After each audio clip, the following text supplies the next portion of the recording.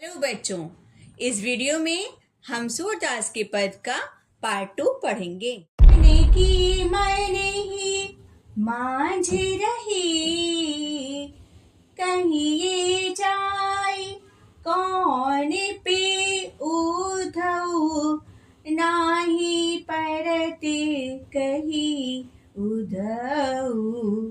इसका अर्थ है कि गोपियां अपने प्रेम को श्री कृष्ण के समक्ष प्रकट न करने के कारण दुखी होती हुई कहती हैं कि अभिलाषाएं इच्छाएं मन में ही दबकर रह गईं।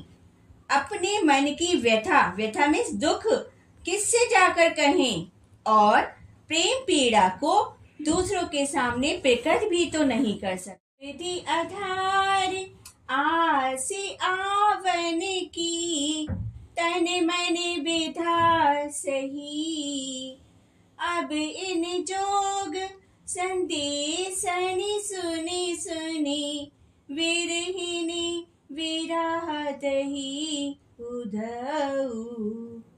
शब्दार्थ: अवधि समय, आस आशा, आधार, आवन आगमन, विथा पीड़ा या व्यथा भी कह सकते हैं, विरह वियोग। इसका अर्थ है श्री कृष्ण के लौटने की मन में आशा संजोए हुए उनके आने की अवधि को अपने जीने का आधार बनाकर तन और मन की व्यथा को सहन कर रही थी, किंतु अब तुम्हारे द्वारा योग संदेश सुनकर विरह पीड़ा अचानक बढ़ गई है। चाहती हुंती गुहारी चितही तई, उत तई धार वही, सूरदास अब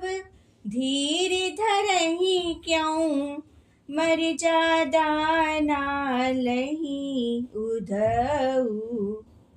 इनके शब्दार्थ हैं गुहारी शब्द का अर्थ होता है रक्षा के लिए पुकारना, जितहीं ते जहां से, उत तई उधर से, धार योग की प्रबल धारा, धीर धैर्य, धैर्य धारण करें, मर्यादा ना लही नहीं रही।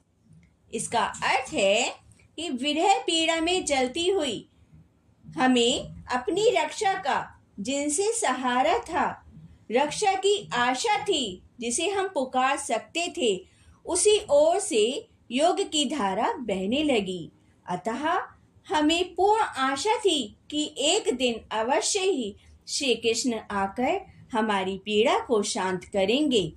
आशा के विपरीत उन्होंने योग का संदेश भेज दिया है।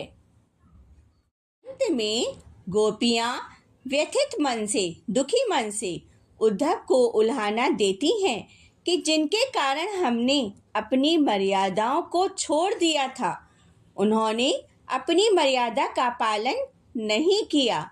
अब हम कैसे धैर्य धारण करें? तो बच्चों, ये सेकेंड पार्ट का अर्थ हो गया। थर्ड पार्ट का अर्थ नेक्स्ट वीडियो में देखिएगा।